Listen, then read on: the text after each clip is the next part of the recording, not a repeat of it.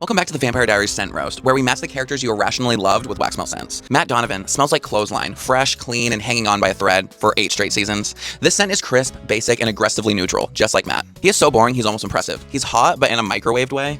Like, build a guy starter energy. Symmetrical face, tragic blue eyes, no storyline. He simped over Elena like she was oxygen. Then he sent for her sister Vicky. Then Caroline. Then eventually the entire town, because yes, Matt Donovan went from backup boyfriend to Mystic Falls unpaid emotional support human. And let's not forget, he's the last remaining human in the entire supernatural hellhole. Survived off CrossFit, white guilt, and the ability to not get invited to plot-related scenes. He's the human version of a maybe RSVP.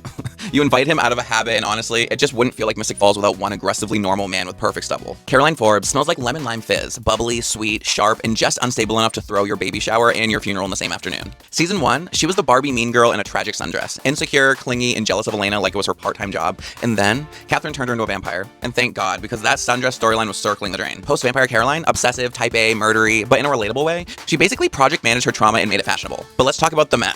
After Matt, she dated Tyler, the werewolf with rage issues who tried to force himself on Vicky episode 1, but we all just moved on.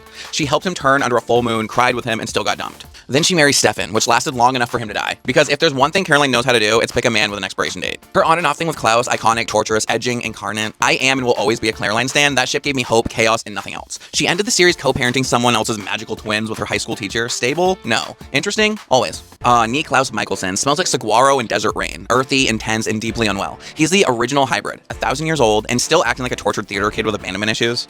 If Klaus loves you, he'll protect you with everything he has. If you wrong him, or like just exist in the general vicinity of his temper, he will mass murder your bloodline and then cry about it while painting. Klaus is the walking definition of, I crave attention, but I will destroy anyone who tries to give it to me. He's a bastard werewolf child with centuries of daddy issues. His father hunted him. His mother made an entire doppelganger bloodline just so he'd have playmates. That's not family. That's fan fiction fueled by childhood neglect. He sees people as pawns, emotions as leverage, and war crimes as foreplay. He's a lonely incel with unlimited power, and if you think that's hot, congratulations, you're part of the problem. Also same. Klaus walks into the room, ruins your life, and still manages to be the most charismatic man there. This scent is dramatic, complex, and emotionally unavailable, just like him. That's part 2 of the Vampire Diaries scent roast. Who knows who I'm gonna go for next time? Bonnie again? Tyler? Enzo? There's no survivors.